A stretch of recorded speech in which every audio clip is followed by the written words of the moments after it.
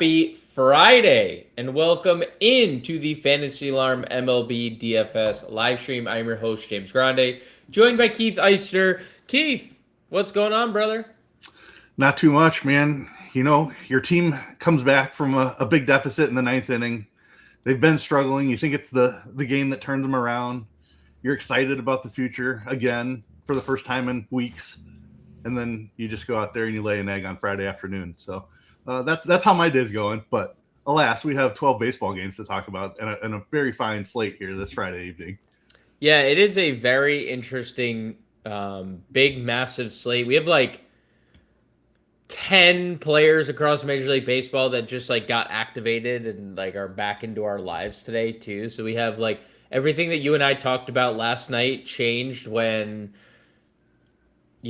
Lars Nootbaar is off the IL and Corey Seager's off the IL and Wyatt Langford's off the IL and Jose Altuve's off the IL, and it's like, oh, more players are now available to us to use today. So it is a big slate, a lot of returning players. We do have Coors Field that takes up the entire board of ownership, like the entire one. If you don't have your anything, you would have to zoom to 80 on your ownership pages to see a non-Rocky a non-Rocky or Brewer show up in ownership. I mean, it is just 18 straight players of of ownership, and I get it. It's warm and it's windy in Coors, so it is what it is. 12 implied runs. I think that's the most we've had there this year. I know the Mexico City games had like 13 and a half. It didn't live up to the hype because the Padres stank, but it did have, this is probably the highest Coors game. Like, initial thoughts. I mean, there's nothing to dislike about Coors tonight, right? Nothing to dislike except ownership. I mean, we're talking about 24 offenses, and 2 of them are getting like a massive amount of the ownership. There's a good chance that somebody can outscore. The probability says that there's a team out there that can outscore one of the teams in Coors. Right. More than likely, one of those teams will be the highest scoring team of the day. But more often, there's plenty of times where there won't be the highest scoring offense as well. So this game that we play, yes, it's a very obvious, great spot. There's 2 bad pitchers on the mound in the best hitting environment in baseball with fantastic hitting weather today. Nothing bad to say about it whatsoever, other than a quarter of the field's going there as well. So you're going to need to find a way to differentiate to win with one of those 2 teams. There's also some really good teams that we'll break down that are not in Coors Field as well. Some elite spots, we touched on them on the preview show. Thoughts haven't changed on 2 teams in particular that I think look really good tonight. One of those teams I think have gotten significantly better because aforementioned players returning, hitting atop their lineup, by the way. So we will get into all that. Chat's kind of quiet today. I mean, just some guy in the chat. So we'll just say hello, some guy. And hello to all you that are out there. Hit the like button. Subscribe to the channel so you don't miss us going live 5 times a week. Also, they know we go late. But you know what? We don't go late. We're always on time. That's all right, let's get into the pitching slate. We're going to go position by position as always. Last night, you and I talked about this 9K tier. And my thoughts have changed a little bit on it, but what are your thoughts 9K and up? Yeah, I mean, Messick is still great, but for one, his matchup has gotten considerably worse. We talked about how Texas was really bad against lefties. Wyatt Langford's not bad against lefties. Corey Seager hasn't been bad against lefties in his career. No. This year might be a slightly different story, but those are definitely 2 big bats that Texas got back into their lineup. I still think Messick is fine. He's been an outstanding pitcher this year. Strikeout rate up around 28%. ERA under 3. Like, he's been an outstanding pitcher. He deserves to be this price. The matchup did get a little bit worse, though. So that closes the gap a little bit. Weathers is okay. The Red Sox have been much better against lefties than they have against righties. They do still strike out plenty against lefties, though, so I don't mind the strikeout matchup here for Weathers. And Savage is a really good pitcher as well, so he certainly belongs in the conversation. Baltimore's a strikeout team as well, but they're also an above average offense, so sort of a tough matchup, but also a matchup with upside for Savage. This top tier is pretty close. I think on the preview show we had Messick pretty clearly ahead. With the changes to the Texas lineup and digging into the other two matchups a little bit, I think it's closer than we had it this morning. Yeah, I still have Messick ahead. I think it's small sample stuff, but neither of those players have been good this year against left-handed pitching in their limited plate appearances. I mean, Seager has the second most plate appearances against lefties this year on Texas, which is kind of crazy because he's spending time on the IL. But he's 0.24 ISO, 226 WOBA, and it's a 239 expected WOBA, 0.66 expected ISO. So it's been pretty bad in a limited sample. Langford does have like a pretty good history of lefties, and so does Seager. Yeah. But I mean, they've both been sub 100 ISO guys. Again, we'll see how that long term is. It's a terrible ballpark to hit in as well. I think there's a lot to like about Messick. He has he is one of three pitchers tonight that have strikeout props set at over-under set at 6.5. It's literally Messick, Weathers, and Savage are the three at 6.5. Ryan Weathers has the best odds at plus 104 to go over 6.5 strikeouts. I mean, he's the best strikeout pitcher on this slate. He has a 29% K rate, 10.6 K per nine. First in K percentage, second in or third in K per nine behind Detmers and Christian Scott. So I would probably rank them as they are priced. Truthfully, that's probably the only difference. I think last night we said Savage is ahead of Weathers, but I'd probably just switch them and rank them as they're priced. I still have Savage ahead of Weathers slightly. Yeah. I respect the Vegas strikeout prop number for sure. I just think Boston's a little bit. I don't know. Baltimore's been pretty good against righties too, so it is not the best matchup for Savage. But I do think there's more upside. Savage has at least as much strikeout upside as Weathers going into the future. I know he hasn't missed as many bats this season as he did at the end of last year, but like this is a guy that has done nothing but miss bats since he's been a professional. Like, yeah, his minor league numbers are incredible. I'm not saying I wouldn't. It's not like I'm uncomfortable. I'm definitely comfortable playing him. I think Weathers also is in a better spot to outright win. But I mean, Boston, I know they've been better against lefties. They've just been bad as like in general. Boston's just a bad team. So Weathers plus 132, second best odds to pick up a win today. Savage plus 189. Not that matters, but like, we're splitting hairs with 9K. Sure. Yeah, yep. We're splitting hairs in the 9K range. Like 4 points could make a difference in winning a tournament or not. So, yep, certainly. Next tier, I don't find interesting. I find you and I actually did most of our work down in the 7K range, and my opinion on that has actually amplified. Sonny Gray is where the only one that I take that back. Michael King is the one that led the way for me, and that's just because the Mets offense has been terrible. I mean, they're still, even though they're getting better, they're still basically 28th to 30th in every offensive category against right-handed pitching. Yeah, I agree that King and Gray are the two that stand out in the 8K range. Waka's had a few more strikeouts this season. I like the matchup against Minnesota. He doesn't deserve to be 8,800 on this slate. There's not enough upside at that price tag. And similar with Rasmussen, the matchup against a high contact Marlins team. Yep. He doesn't pitch deep into games. He doesn't have a long leash.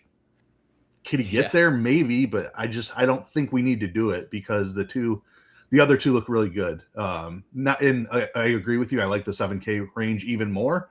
But Gray has been much better. There's no Aaron Judge in the Yankees lineup. Sorry, pour one out.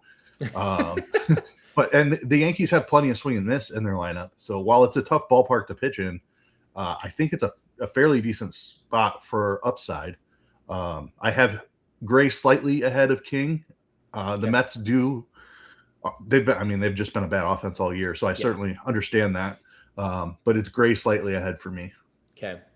Aaron Judge has been playing with a fractured rib since April, by the way. It's incredible stuff. That he can do what he did with a fractured rib. That doesn't sound fun at all, to swing a baseball bat with a fractured rib. Makes sense why he's hitting 250, but Warren's in here. Hey Warren, happy Friday.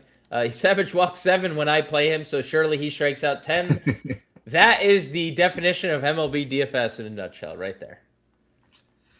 Yes, it is. Let's go, DePrince. Let's go, dude. Let's go. And then D Davis. I was winning the $50 single entry before the Cubs made that comeback. Played Ginn, Athletics, and Astros. Was actually doing well before that run by the Cubs. I mean, the Astros only hit a solo home run. I'm not saying they were Paredes was the only one that did anything. So they were, I guess, fine. But the A's were the key part there if you played all the A's. Ginn was the best pitcher on the slate. Yeah, and he was unowned. So that was really sharp there. I mean, we kind of talked about his ground ball ability and his strikeout ability to righties and how he might be able to put it together, but super risky. So congrats on having the stones to go ahead and shove that in a $50 single entry. It's true. Hear me out, value pitcher. We will get to it, Warren. No, can't do that one. Oh no. I had the wrong bats. Yeah, it happens. It happens. Let's talk 7K because I think it's loaded. And if you want to, and this is why Martin Perez is being thrown out there because you want cores. You want as much exposure as possible. Let's talk 7K. Roki is, I believe, still the highest rostered pitcher of the day. No, Michael King is now. Roki's right behind him. We have Zebby, we have Christian Scott, we have Detmers, Young, Kelly, Keller. Talk to me about the 7K tier. I know we were in on Roki. Are you still in as the highest rostered pitcher of the day? Yeah, it stinks that that he's not going to be sneaky today. The price is just a little bit too good for even what he's been. The stuff under the hood, we talked about it. We broke it down pretty well on the preview show. I thought even under the hood, it's even better than what he's shown on the surface, which is he's had great surface stuff. The Ks are coming, and they're coming in a big way. This dude has one of the best arms in the world. His slider has a whiff rate of 42%. His splitter's at 33%. He has nasty stuff. The control has come around. He's starting to command the baseball much better. And this is not like a 1 or 2 start sample. This is like a 4 or 5 start sample. Now that he's got the command in check, the stuff will play up. I mean, he was expected to be one of the best pitchers in the world when he came over. Yep. Probably unfair to him, moving his entire life across the world to a foreign country. But now he's starting to put some things together. And I say all that before we talk about this being the absolute best matchup for strikeout upside that exists. The Angels they strike out more than anyone else against right-handed pitching. I think Sasaki is live for 10 strikeouts today. I think Japanese players need to have better representation coming over here because I feel like they're all going to the wrong spot. Maybe not Ohtani. Ohtani's obviously built for Tatsuya Imai in the reports, he went to Houston, Texas. There is not a Japanese culture or anything there. And then, the reports come out about him not loving it there and he's struggling in his personal life. It's yeah, dude, you went to Houston, Texas. Where was somebody telling you this before? Roki, if you remember, before he signed with the LA Dodgers, he's yeah, I don't want to go to a big market. I want to go to a small market. Did anyone tell him what LA was before he came here? Well, when that Ohtani dude taps you on the shoulder and said, "Hey, yeah, buddy, that's fair. hey, buddy, Yeah, that's fair. this is where you're coming," you kind of just have to say yes to that man. It's you're not wrong. Like, and you're right. Like, he does have one of the best arm. Like, he has an incredible arm talent. Dude, he has a 15% swinging strike rate against lefties, 21% strikeout rate, 14% swinging strike rate against righties, 24. Like, that's going to skyrocket. That is going to, he's going to be 25, 26, 27% strikeout rate to both splits if he's generating whiffs like that. So, and this is the ultimate generate whiff spot. Like, this is the spot. So, if you wanted a holy grail strikeout spot, this is the one. The field is on it, but I don't think they're on it enough. Is like, he's going to be the highest owned pitcher, I think, but he should be even more. Like, there should be a bigger gap than there's going to be. King, Sasaki, Weathers, Savage are all within a couple percentage, right? And I'll play Sasaki at double the rate of those three guys.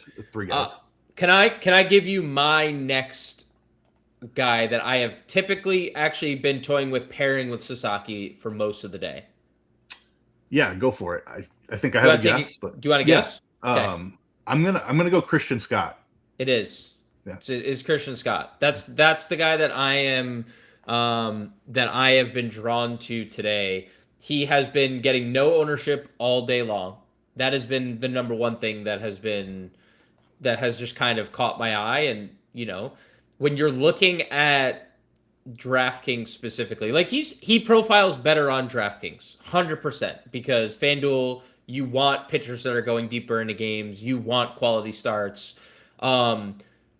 Christian Scott is third on the slate in terms of strikeout percentage, 28.1. He's first in K per 9, 11.3.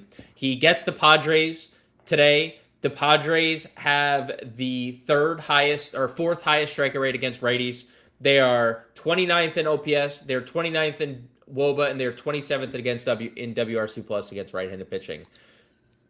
The guy has thrown 96 to 94 pitches his last two starts.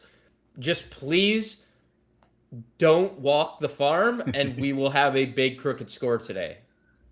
Yeah, that matchup that you just broke down very nicely right there for the people is the same thing I saw today when I dug a little bit deeper. I think we had Zebby ahead probably this morning. Yes, we did. But after looking at just how bad it's been for the Padres, Christian Scott started to jump off the page. And like you said, the field isn't going there. So this I'm just as excited about him as I am about Sasaki. Yeah, and like you need, again, like you can make the decision how you want to treat cores, right? And I think you can tell by the ownership. A lot of people are saying, well, I don't need to pay all the way up for all the Brewers. I can get Rockies in there too they're more affordable. But if you are gung-ho about, I'm spending up on Brewers, I don't care, well, doing a Sasaki Christian Scott start leaves you with almost $4,400 for the remainder of your build. And that feels very, very, very, very comfortable. Because we're going to talk about a couple alt stacks that are not getting any ownership. One, the ownership that's getting an alt stack, or the alt stack is getting ownership, I just literally spoke backwards, is not one that I'm playing today. And thus, another way to get it different from the field. But yeah, I think Christian Scott is up there with Sasaki for like top per dollar pitcher of the day for me. Yep, I completely agree with that. And I don't really I wrote Zebby up in the playbook that you guys can find at fantasyalarm.com. I think Zebby is fine.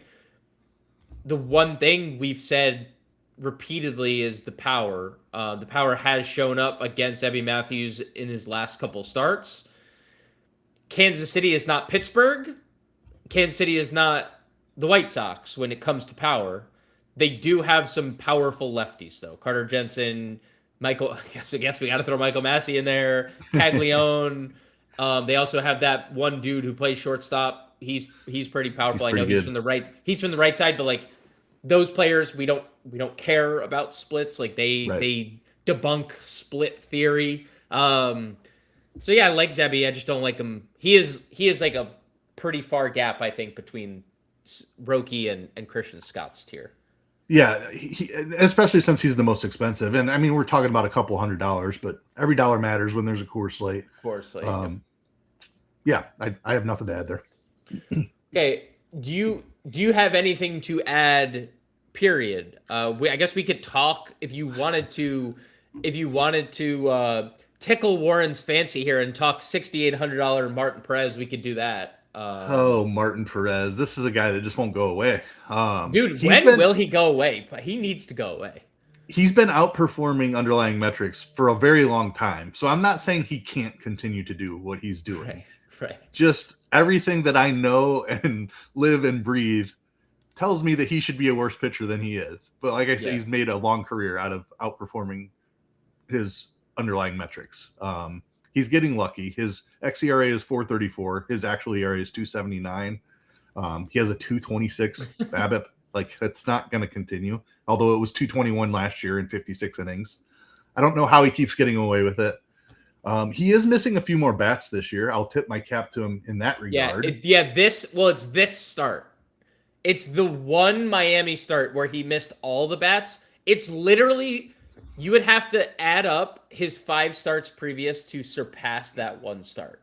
That's a fair point. But I do think this matchup lines up well for him. Okay. Pittsburgh is decidedly worse against left-handed pitching. 100%. All of their best hitters are better against righties. I don't think it's crazy. Personally, I'm not getting there today because I'm just loading up on Roki and Scott and even sprinkling in a little Zebby, and that's enough for me. I don't need to get here, but I understand why he's in the conversation. It is a good matchup. He's been okay. If you squint, you can see it. I hope you are not squinting at your TV. I hope you've turned it off at this point. I wish I would have. Okay. I'm just saying, I really hope your TV is off at this point. No comeback will be happening today. No comeback will be happening today. Anything else that you even want to talk about that's worth talking about, that's a discussion? Let's see if there's any. So I'll throw this one at you only because I'm looking at it and there's some ownership here, and I want to get your thoughts. Kyle Leahy is getting 12% ownership.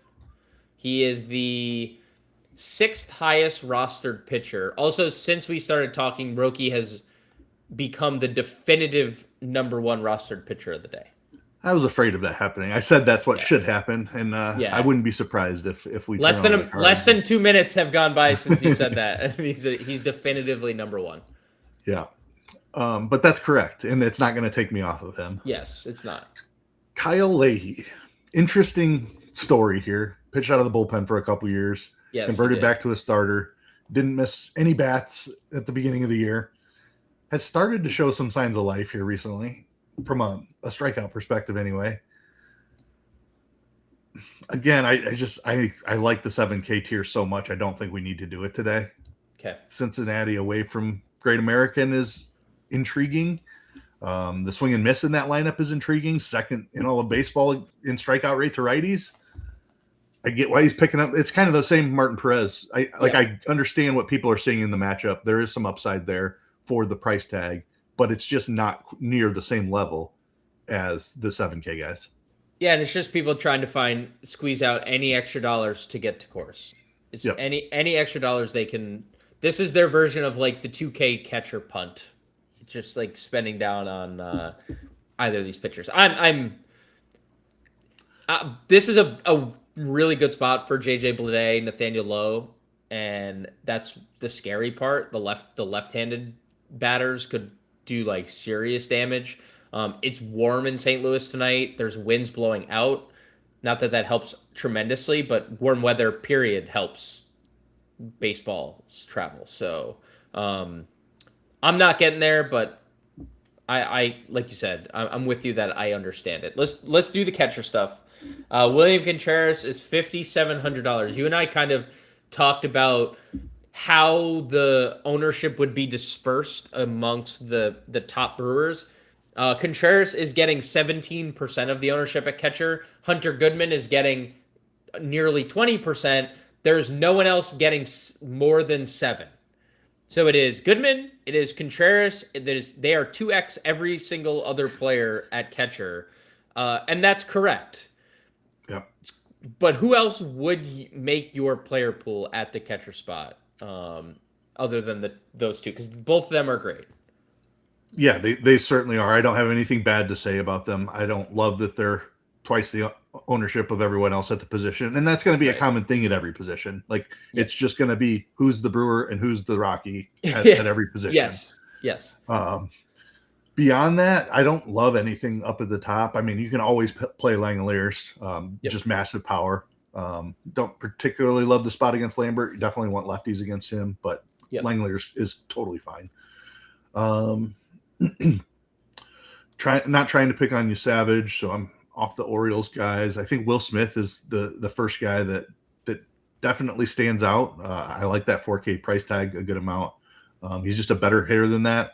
And then the Royals guys, certainly, with Jensen ahead of Perez for me. Yeah, I agree on Will Smith for sure. I'm in on Ivan Herrera, too. I know Ivan Herrera's been better against lefties, but I love the stack here. Yeah, like, anyone against Singer today.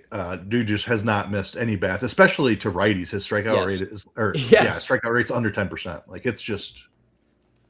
He's just throwing his sinker up there and saying "hit me" and hoping they beat it into the ground, and it hasn't worked out very well for him. A former guy, like the one thing we've always been able to we've always known about Brady Singer is he's always dominated righties and never gotten lefties out, and now he can't get anybody out. Yeah. So that doesn't seem like a great development for him. No, it's not. It's really not. There's like. I'm telling you, if somebody asked me which Cardinals I would play, I'd say all 9. Like I'd be okay if any Cardinal that was asked. They're playing 2 catchers today. They're playing my boy Badass Crooks at the bottom of their lineup. We'll get down there, but another lefty against Singer. I got 2 others that I'd throw in there. It's Gabriel Moreno at 3,800. He's gonna hit in the middle of their lineup. He's been good, and Foster Griffin has really, really struggled. And then Keibert Ruiz, who's kind of had a massive resurgence in May. I mean, we talk about Wood and Abrams and all that, but like the reason they were the best offense in May was because like Keibert and Luis Garcia and Curtis Mead were all going crazy too. So like, I think the Nationals look great against Merrill Kelly. And Keibert Ruiz is one of the reasons why he's had a massive ceiling at times. I mean, almost an 800 OPS player, $3,700. That'd be the other 2 additions to the Will Smith and Kansas City players. Yeah, I like both of those shout outs. Keibert especially has been really good of late. Good for him. Like former top prospect, obviously, that just kind of fell off completely. And now it looks like he's finally starting to put it together. Yeah, this has been the power side this year too. 219 ISO definitely has been a little lucky. I'll give him that, but can't knock the 219 surface level stuff. So, and it's not like he's facing a guy that he's going to suddenly have any type of regression. We talked about Merrill Kelly and his inability to pitch to lefties. He just has a massive lefty problem.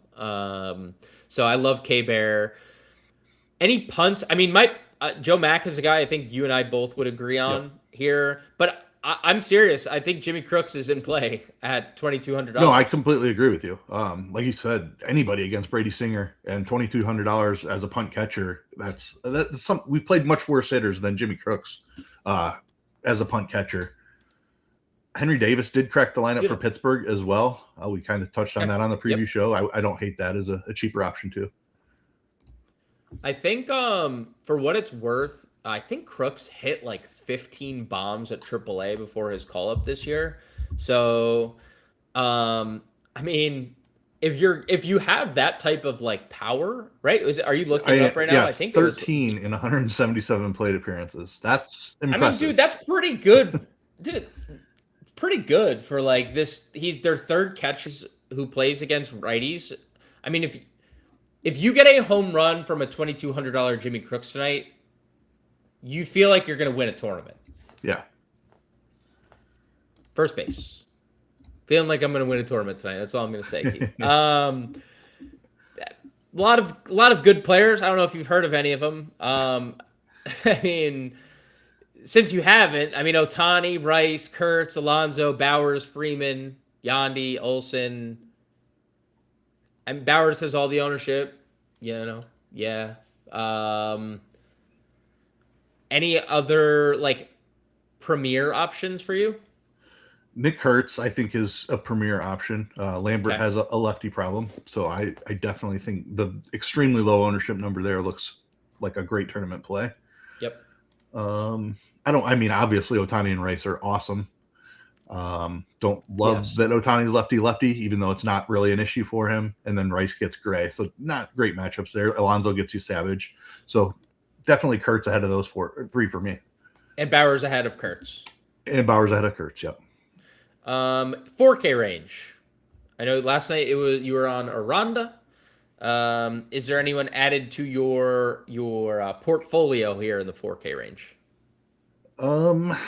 Burleson is a guy that we certainly liked a ton. Vinny Pasquantino, a guy that we liked a ton. That has not changed. Still very much in on both of those guys. Rumfields and Coors, he's going to pick up some ownership as he should. Yep. And I know you were in on Wilson Contreras, who's been great against lefties. I certainly don't disagree with that. Yeah. And Weathers, Weathers or not, he's pitching well. He does have a right-handed power problem. 181 ISO, 210 expected ISO to righties. It's literally the only thing that has hurt him this year. It's been the home run. The home run is the only thing that he has had trouble with. And Wilson Contreras, 296 ISO, 380 expected ISO, 440 WOBA, 465 expected WOBA. Only an 18% strikeout rate for a guy who does strike out a lot. He hits lefties really, really hard. So, Anthony, comeback starts now. 16-1. Don't look. It's coming. Don't look. It's a comeback. The positives Craig Counts could look at, it was once a 16-run lead, and now it's only 15, chipping away. The boys were fighting to the end. I do think Burleson stands out as much as anyone else. Love TJ Rumfield, the player. Ex-Yankee great. So always special place in my heart. I wish, what a trade. Angel Chavii for TJ Rumfield. It's really panning out for both sides. But yeah, I love Rumfield, Burleson, Contreras. Like, I think that Pasquantino, this lower 4K tier is absolutely stacked. What about 3K range? What if anything stands out to you? I mean, Julian is in Coors. Yeah, certainly can't overlook that. He is in the 9 spot today, unfortunately, but that means he's going to be lower on than some of his teammates. Nathaniel Lowe looks really good against Leahy. Strikeouts have come up a little bit, but I still like the power there. Don't mind Clemens against Waka. A couple of homers last night, so he's definitely a dude with some pop. He was getting some ownership. So the Twins were the team I was referring to that is clearly the alt stack that people are pairing with. So both Cody Clemens and Orlando Arcia, who is also first base, second base eligible at 2,400, are getting around 10% ownership tonight. Yeah, I don't love that. I don't either. I don't love that at all. It's not. They're cheap. That's the best thing I can say about it. It's the best thing we could say. Not my favorite. Do we have is Lou James Groover in the player pool? No, he's not. I don't think, because we just got the Diamondbacks lineup and they're playing Groover tonight, hitting 5th. They called him up. They sent Jose Fernandez down. I wonder if it's too late. I don't know if DraftKings is going to add him. They typically add him if it's earlier in the day. but it's probably too late. He's hitting 5th, dude. Lou James Groover. Wow. So, was it me that dropped? Was it Keith? Was it me? I think it was me. Yeah, but I got the reconnecting bar up there, so I think it was me. Yeah. Okay, so it was you. Whew, dodged one. It finally wasn't me. Let's go.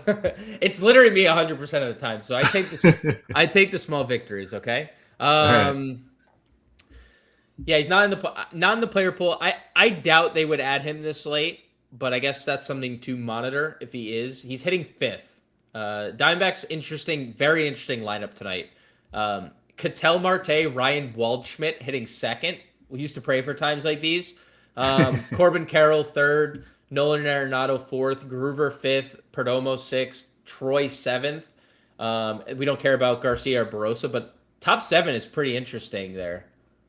Yeah, and cheap. Like, I mean, outside of Marte and Carroll, obviously, like there's some value here and in really good lineup spots. Waldschmidt in particular stands out. Even Troy with the bump up to 7th, I like a good amount. So, yeah, suddenly even more interest in Diamondbacks for me. Yes, sir. Any punt first baseman before we move on to second? I'm personally staying away from chalky twins. Yeah, I agree with that take. Yeah, nothing else. Manzardo maybe would be the only one I'd throw out there. Yes, me. That's my guy too. Cheap home run against a guy who has a lefty problem. That's no notes.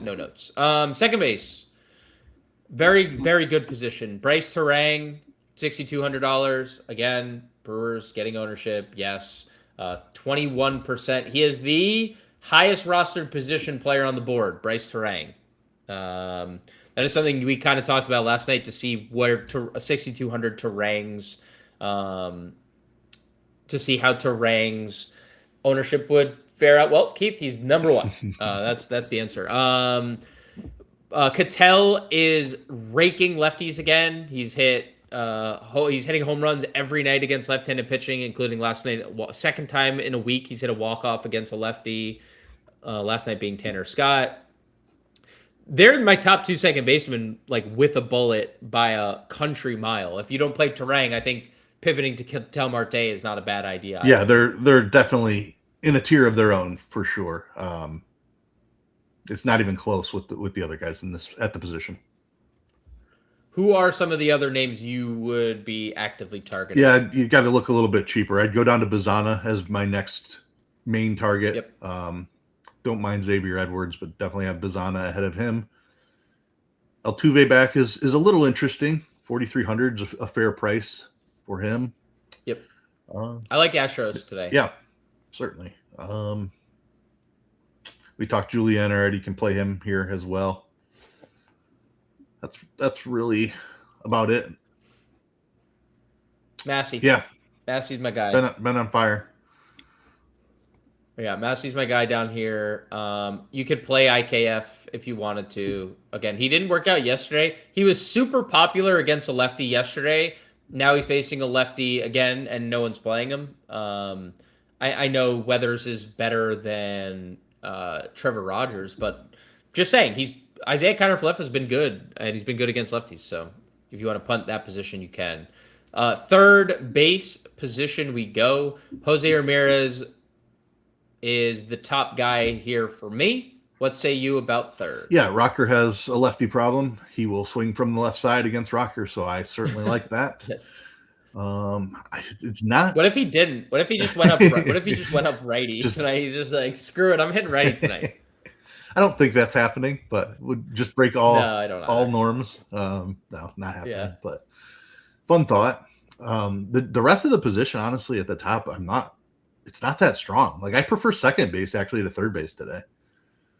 I prefer second to third. Yes, I agree. I agree with that. I mean, you can play. I mean, two names are carrying the weight there at second because you have Terang and Marte. Right, yeah. But they are very good names. They do hold a lot of water. Yeah, I mean, I don't see anything above 4K that stands out as like a must play or anybody that's a priority target for me.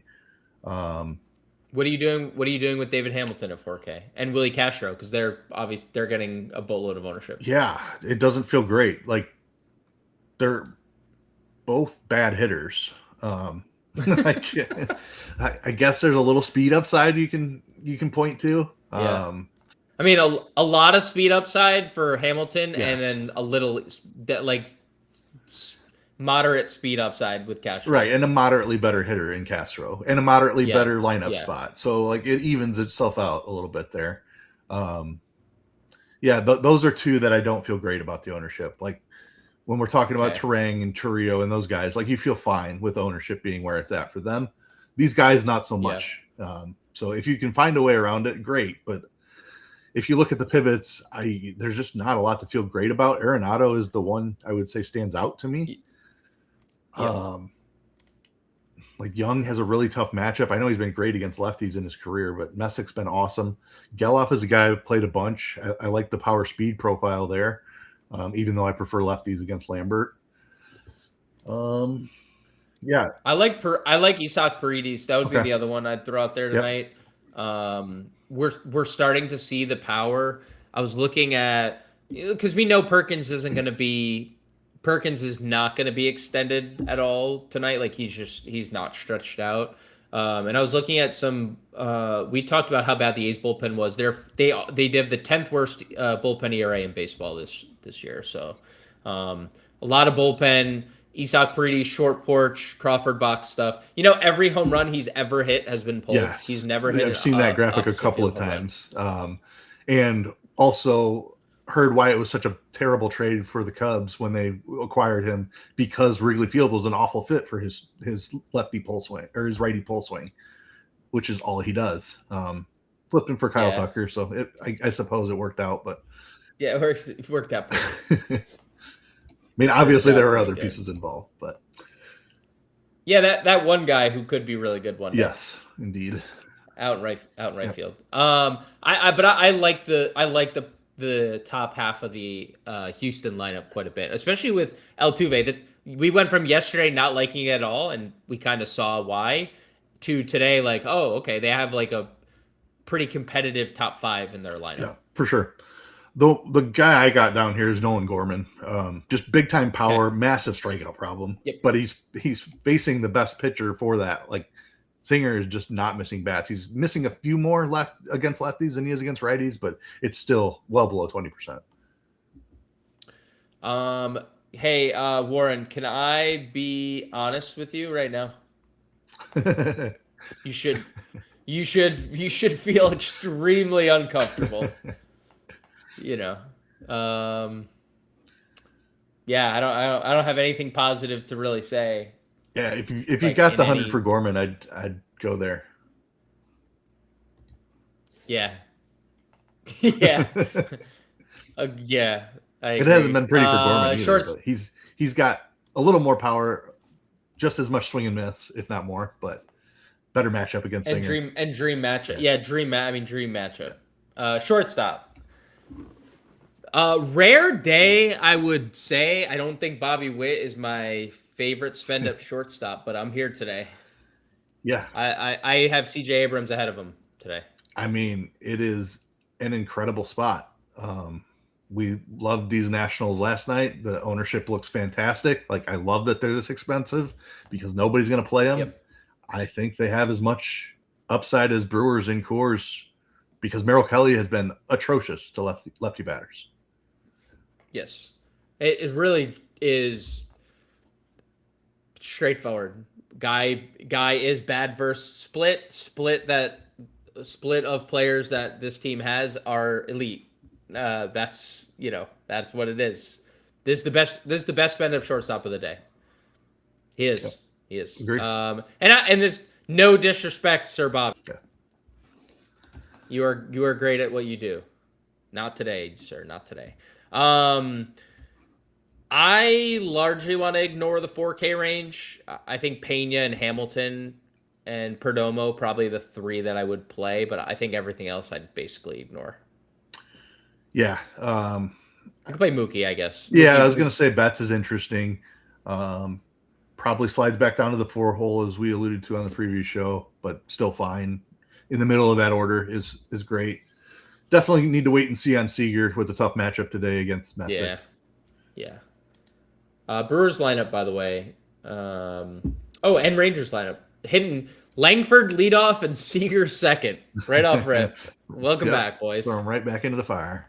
Brewers is the same lineup they've been running. Yelich, Chourio, Terang, Contreras, Bowers, Mitchell, Frelick, Rengifo, Hamilton is your 9. So the fully 9 expected to play are playing, and in the expected order as well. So you do have shortstop, third baseman David Hamilton hitting 9th. I guess we didn't talk Rengifo. He is really cheap. Where was he? He is $3,500. He's in the lineup hitting 8th. I mean, I know you have interest. He's the 3rd highest rostered third baseman. Yeah. It's his worst split. He has no home runs this year. He's also like not running. Yeah, like once upon a time he could hit lefties. That kind of went away. Dude, he was actually so good against lefties. Yeah. That once upon a time. That was a couple years ago. And he's never been able to hit righties. So another one you just don't feel great about the ownership. No, you don't. And you also wonder how the hell the Brewers score so many damn runs. That's what you do when you see these fellas in the lineup. We know. Dude, they have something magical over there. I don't know what it is, but there's something in the air. Under 4K you have Tovar in Coors as well. Mason Wynn was another one that stood out for me. I don't have a lot else down here. Can Dubon homer 3 days in a row? I guess we'll see. Yeah, I don't have anything to add. Nothing really standing out from a punt shortstop perspective. All right, let's go to outfield. It's loaded. There's 24 teams on the slate. How do you want to? I mean, Chourio and Yelich are your 2 most popular outfielders, as well as Jake Bowers. Jake Bowers is 1, but we talked about him at first. Chourio 2nd, Yelich is 3rd. Yeah to all. Yeah to all, and don't have one slight hesitation about ownership on those guys. You can talk about the Hamiltons and the Rengifos and not being comfortable with ownership. Do not have that concern with guys named Chourio and Yelich. Or Bowers. Yep. First base, outfield eligible. You can play any of them. What about the non-Brewers up here? Because we've gushed about Washington the whole show. Yes. I assume James Wood is up there for both of us. Yes. Like that's one of the favorite. Like even if I'm not full stacking Washington, just going that elite 2-man is like something that I'm going to have a ridiculous amount of today. Beyond that, Jordan Alvarez looks really good. Been one of the best hitters in baseball this season. I think per WRC Plus he's number 1. I think he overtook. I think he overtook Rice again because it's mainly been like Jordan or Rice 1 and 2 like all year. Yep. Buxton is very good at hitting the baseball as well. Let's see. Pa has another righty problem, by the way. Another Royals reverse splits pitcher. So please, again, we ask at this time to not throw first pitch fastball to Byron Buxton. Seth Lugo did not listen to you, by the way. No, he didn't. No, he sure didn't. Dude. Unbelievable. Yeah, great call by you there. Jordan Walker, another standout for sure. Yes. Let's see. Garrett Mitchell in Coors. Don't feel as good about that as I do about the other Brewers outfielders. But we talked on the preview show, the StatCast stuff looks like there's bat speed and there's exit velocity, and that generally translates to power. So yes, theoretically there should be some power coming here. The strikeouts are obviously the issue. Moving to Coors against a low strikeout pitcher is a pretty good remedy for that. Yes. I have no problem clicking Garrett Mitchell today. I'm also fully embracing like a 1 for 5 with a home run or 1 for 5 with like a 2-run double, right? That feels very possible. Let's see. Anthony said Woods, Carroll,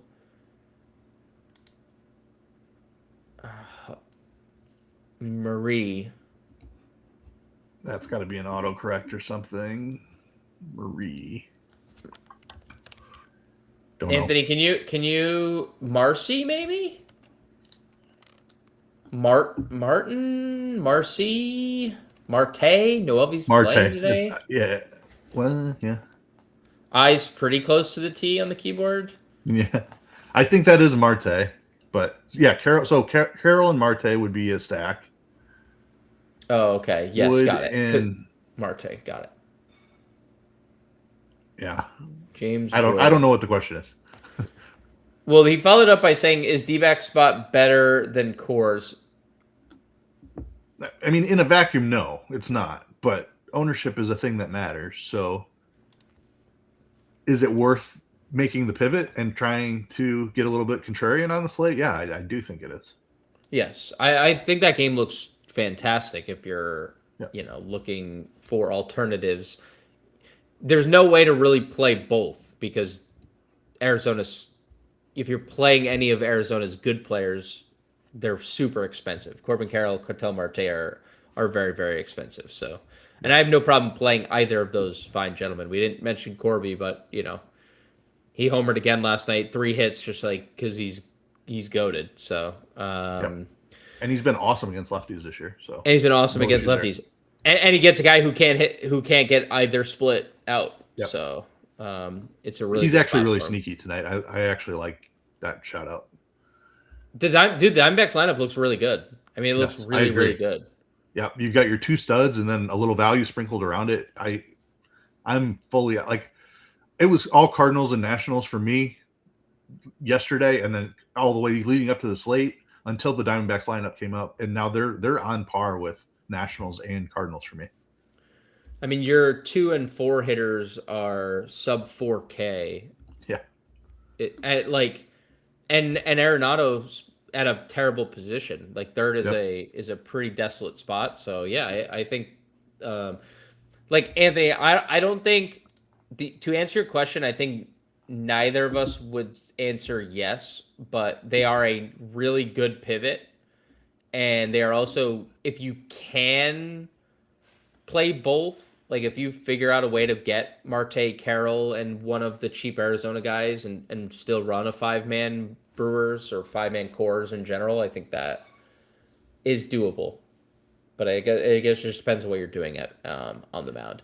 Just for some context, the Brewers are implied for 6.6 runs and the Diamondbacks are 4.8. So like, yeah, and that's from Vegas, who like, obviously there's a lot of really smart people making those lines. Yes. So in a vacuum, no, it's not a better spot, but that's not necessarily the game we're playing. We're taking probabilities that those run totals are flipped, and how that fits in with the salary cap structure. We're playing the game here. Right.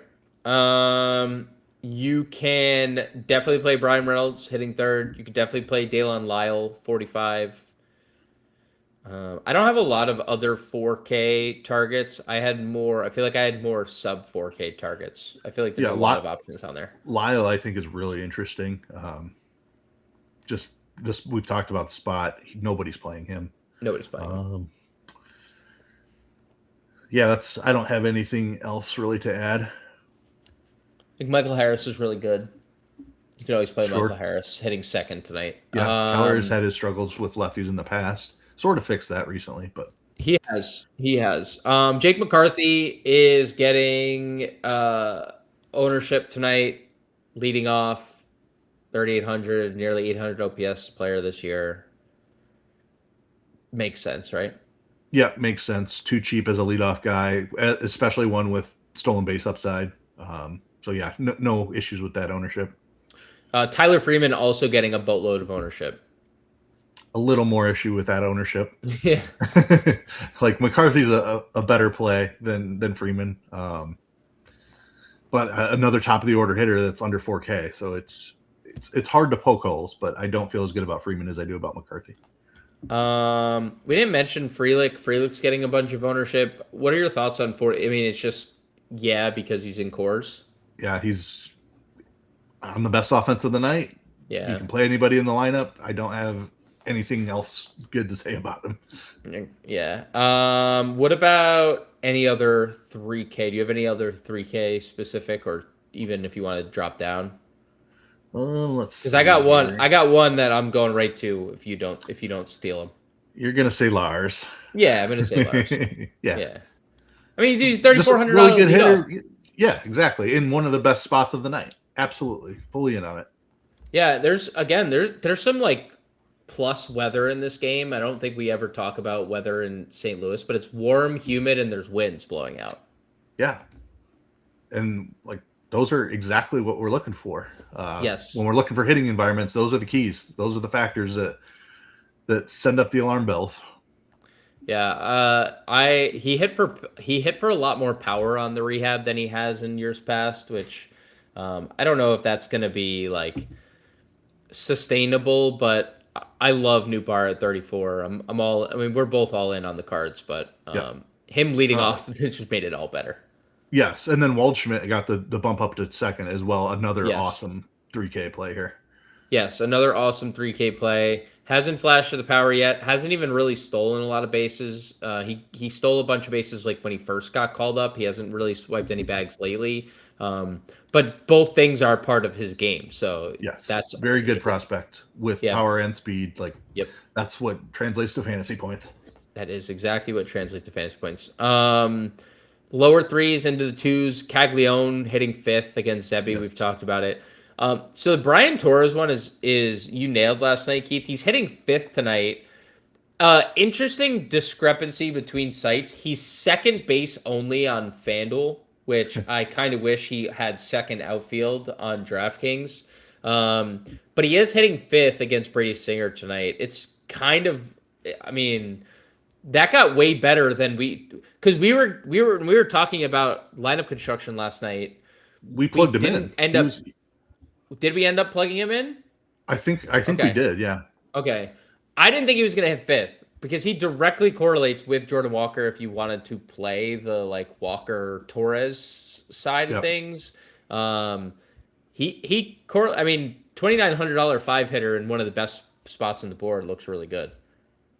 Yes, and I mean, we didn't know Waldschmidt would be hitting second then, and we didn't know Nootbaar was going to get activated either. So that's why we went here. There wasn't as much value as there is now currently. So, I mean, I think the value options are all really strong. The three that we talked about in particular right there, I think are excellent. Warren wants to know, would you play – oh, this is Jared. Sorry. Jacob. Jacob Young is here. Would you play Jacob Young? And now he's saying Dylan Cruz. Bro! One of those players is a former number one prospect in baseball. Yeah. Dylan Cruz is he going to figure it out? Yeah, I know. What the heck? Surprising for sure. Like, thought he was a like a MLB ready number one pick. Like, shouldn't have taken him more than a year, and he still hasn't figured it out. I probably don't go here. Yeah, I think I'd play Young over Cruz just for the savings, honestly. Same. And the lefty bat where we know Singer's had a problem. Forever. Yeah, I'm definitely more partial. Young's not a lefty though. I don't think either are lefties. No, you're right. I was thinking I had Jared Young in my. You my had Jared. We both clicked Jared Young. We both our brains both went to Jared Young. Nathan Luquez hitting second looks pretty good. Yep. Your boy made the lineup tonight, Sterling Thompson. He is hitting eighth. Right. I don't know if you. I hope the ownership's under 10%. It is under 10. Okay, then I'd be all right with it. He's like 5, floating, but somewhere in like the 5-6 range. Clemens is getting ownership. Waldschmidt's ownership has skyrocketed. Nootbaar, I just watched Nootbaar's ownership in real time skyrocket. I think that's it for me. We had some questions. Did Troy made the lineup? Yeah, he's 7th, right? Yeah. Yep. You're right. Yeah, Tommy Troy hitting 7th. He's 22. Yep, love that. 2300. Tommy Troy hitting 7th. Love that. Okay. Love Scott today. Yes. Nats to the moon, Warren said. Daniel said, jumping in late, I decided to only play single entry. What would be your top pitchers for single entry? And do you like a 5-2 and a one-off or a 5-3 stack? I mean, in a single entry, I don't think you have to be that aggressive with stacking. If you want to be, certainly do that. If you have a lineup that fits that construction, then by all means, that's certainly to your advantage to correlate. But I don't think in a single entry you necessarily have to. We'll get to the top pitchers here in a second, Daniel. We'll build with one of them. Yeah, there's one that we both are going to agree on for sure. It's definitely debatable beyond that, but yeah, yeah. Warren loved Bazana. Mochi said Massey's killing. He's full sending CJ Abrams. Is there a good pitcher on FanDuel other than Sonny Gray? Under 9K. It's just hilarious. Yes, Christian Scott is 8,200 and Roki is 7,700 on FanDuel. Wow. Yeah. It's Roki, 7,700.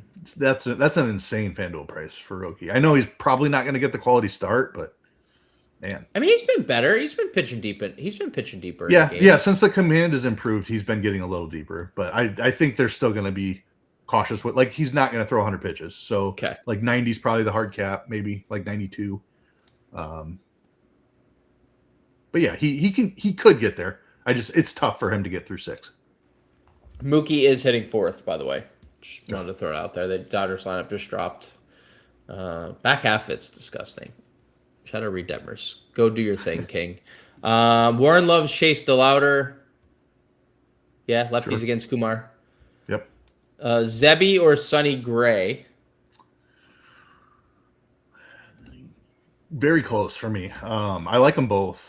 I think I like the savings on Zebby to push him just ahead of Gray, but it's really close. Also would go Zebby. No, thank you for tuning in, Daniel. We appreciate you. And then Warren, last comment of the day, I could do a Nats D-backs game stack. Yeah, sure. All right, let's are we plugging Roki? Yes. I think I mean, we're plugging one of these two. From the pitcher side, he's the most obvious play for me. Okay. For sure. We're gonna plug Roki. Then we gotta talk like what to do. Jose Tena hitting 3rd tonight. They're running. All right, so let me say this: the Nationals did their homework.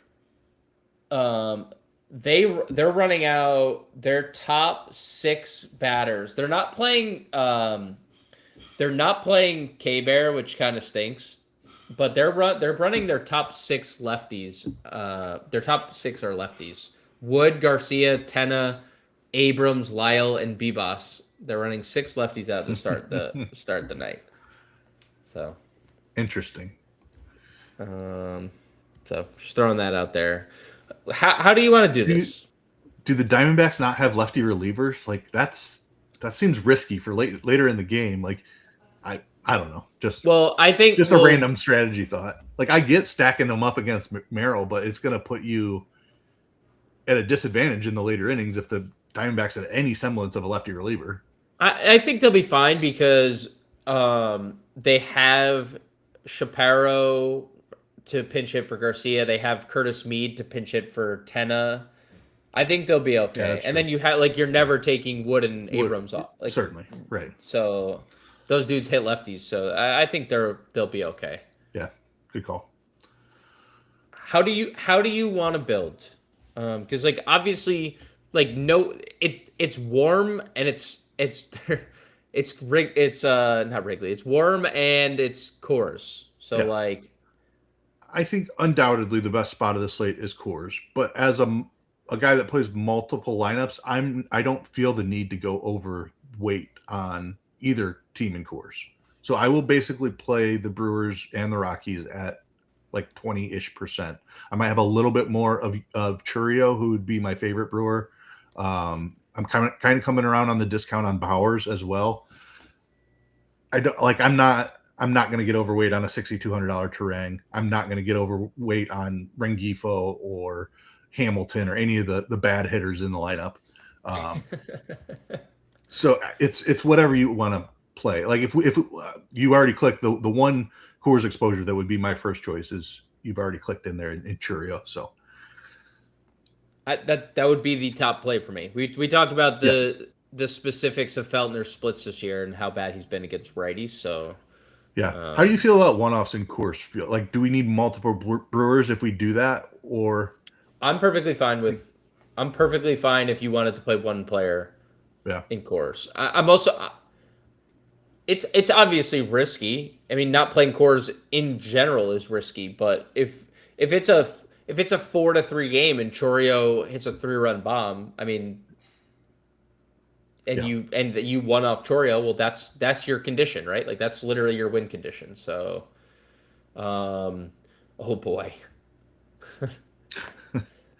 I looked over and I just watched Carson Kelly. Carson Kelly's ERA is going up. I don't know if you heard. Yes, it is. That one's out on the Waveland. Dude, back to back Schmidt is having a year, man. Back to back on the Waveland. Yeah. Man. All you can do is laugh at this point. Yeah. How are you asking because you want to go to like Arizona or just St. Louis? I think there are some awesome pivots here that are just as good. Let's play Chourio. Let's play Chourio as a one-off in this core build, and we'll let the people decide. Yeah, if you wanted to add to this stack, you can certainly. Give me your top play outside of Coors. Top play outside of Coors. Let's see. This is tough. I mean, might be Abrams, honestly. Okay. Just given the position. I like it.